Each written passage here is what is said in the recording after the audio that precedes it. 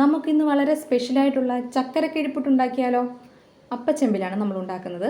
പുട്ടുപൊടി നല്ലോണം നനച്ച് കുറച്ച് നേരം വെക്കണം. എന്നിട്ട് അപ്പച്ചെമ്പിലേക്ക് ഇട്ട് കൊടുക്കുവാണ്. തേങ്ങ ഇടേണ്ട ആവശ്യമില്ല, തേങ്ങ നമ്മൾ പിന്നെ ചേർക്കുന്നുണ്ട്. പുട്ടുപൊടി നല്ലതുപോലെ വേകുന്നവരെ അപ്പച്ചെമ്പിൽ ആവി കയറ്റിയെടുക്കാം. പുറത്ത് നല്ല മഴ പെയ്തുകൊണ്ടിരിക്കുകയാണ്. ഈ മഴയത്ത് ചായയുടെ ഒപ്പം കഴിക്കാൻ നല്ലൊരു സ്നാക്സാണ്. ബ്രേക്ക്ഫാസ്റ്റ് ആയിട്ടും ഈവനിങ് സ്നാക്സ് ആയിട്ടും ഒക്കെ നമുക്കിത് കഴിക്കാം. വളരെ സിമ്പിളായിട്ടുള്ള റെസിപ്പിയാണ്. മുതിർന്നവർക്കും കുട്ടികൾക്കും എല്ലാവർക്കും ഒരുപോലെ ഇഷ്ടമാവും. നല്ല ഹെൽത്തി ആയിട്ടുള്ള ഡിഷ് കൂടിയാണ്. അപ്പച്ചെമ്പിൽ ആവി കയറി പുട്ട് നല്ലപോലെ വെന്തിട്ടുണ്ട്. നമുക്കിനി ഗ്യാസ് ഓഫ് ചെയ്യാം. ഇനി ഇതിലേക്ക് വേണ്ട സാധനങ്ങൾ: ഏത്തപ്പഴം അരിഞ്ഞത്, കാഷ്യൂനട്ട്, ഏലയ്ക്ക, ഉണക്കമുന്തിരിങ്ങ, തേങ്ങാ ചിരണ്ടിയത്, ശർക്കര പാനിയാക്കിയെടുത്തതാണ്. മധുരത്തിൻ്റെ അളവനുസരിച്ച് നിങ്ങൾക്ക് ശർക്കര എടുക്കാം. ശർക്കര പാനി അരിച്ചെടുക്കണം. ഒരു പാൻ വെച്ച് നല്ലതുപോലെ ചൂടായതിന് ശേഷം 2 ടീസ്പൂൺ നെയ്യ് ഒഴിച്ചു കൊടുക്കാം. നെയ്യുടെ അളവും നിങ്ങൾക്ക് ആവശ്യാനുസരണം മാറ്റാവുന്നതാണ്. നെയ്യ് നല്ലതുപോലെ ചൂടായി വരണം.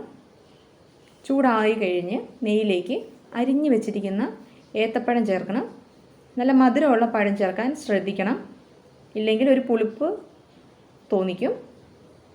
ഏത്തപ്പഴം ഒരുപാട് നേരം നെയ്യിൽ വരട്ടേണ്ട ആവശ്യമില്ല. ഏത്തപ്പഴത്തിൻ്റെ ആ ഒരു പച്ചപ്പ് മാറിയാൽ മാത്രം മതിയാവും. അതിനുശേഷം നമുക്ക് 1 കപ്പ് തേങ്ങ ചിരണ്ടിയത് ഇട്ട് കൊടുക്കാം. തേങ്ങയുടെ അളവ് നമ്മുടെ ഇഷ്ടാനുസരണം മാറ്റി കൊടുക്കാവുന്നതാണ്. ഇനി ഇതിലേക്ക് നമ്മൾ ഉണക്കമുന്തിരിങ്ങ ഇട്ട് കൊടുക്കുകയാണ്. കാഷ്യൂനട്ടും ഇട്ട് കൊടുക്കുകയാണ്. ഇതൊക്കെ നിങ്ങളുടെ ഇഷ്ടത്തിനനുസരിച്ച് മാറ്റാവുന്നതാണ്. നട്ട്സ് വേറെ എന്തെങ്കിലും നിങ്ങൾക്ക് ചേർക്കണമെങ്കിൽ ഇതിലേക്ക് ചേർത്ത് കൊടുക്കാം. എൻ്റെ കയ്യിൽ ഇതുള്ളത് കൊണ്ട് ഞാൻ ഇതാണ് ചേർത്തത്. ഇനി ഇത് ചെറുതായിട്ടൊന്ന് വരണ്ട് വന്നാൽ മതിയാവും. അതിനുശേഷം നമുക്കിനി ശർക്കര പാനി ചേർക്കാം. നല്ലതുപോലെ അരിച്ച് വേണം ചേർക്കാനായിട്ട്. ശർക്കരപ്പാനി ചേർത്ത് അധികം സമയം ഗ്യാസിൽ വയ്ക്കേണ്ട ആവശ്യമില്ല. നല്ലതുപോലെ ഇളക്കി കൊടുക്കാം. അടിയിൽ പിടിക്കാതിരിക്കാൻ നല്ലതുപോലെ ശ്രദ്ധിക്കണം. ഒരുപാട് തിക്കായി പോകേണ്ട ആവശ്യമില്ല. നമുക്കിതിലേക്ക് ഗ്യാസ് ഓഫ് ചെയ്തിട്ട് ആയാലും മതി. നമുക്കിനി ഏലക്ക പൊടി കൂടി ചേർക്കാം. ഇതിലേക്ക് നല്ലതുപോലെ ഇളക്കി കൊടുക്കാം. ഏലക്ക ടേസ്റ്റ് ഇഷ്ടമില്ലെങ്കിൽ നിങ്ങൾക്കത് വേണ്ടാന്ന് വെക്കാം. ഇനി ഇതിലേക്ക് നമ്മൾ പുട്ട് ഇട്ട് കൊടുക്കുകയാണ്. പുട്ട് നമ്മൾ ആവശ്യത്തിന് അതിലേക്ക് ഇട്ട് കൊടുക്കാം. പുട്ടിട്ടതിന് ശേഷം നമുക്ക് നല്ലതുപോലെ യോജിപ്പിച്ചെടുക്കണം. ഗ്യാസ് ഓഫ് ചെയ്തിട്ട് ചെയ്താൽ മതിയാവും. പുട്ട് നല്ലതുപോലെ മിക്സ് ആയിട്ടുണ്ട്. ശർക്കര പാനിയും പഴവും തേങ്ങയെല്ലാം നല്ലതുപോലെ മിക്സായി.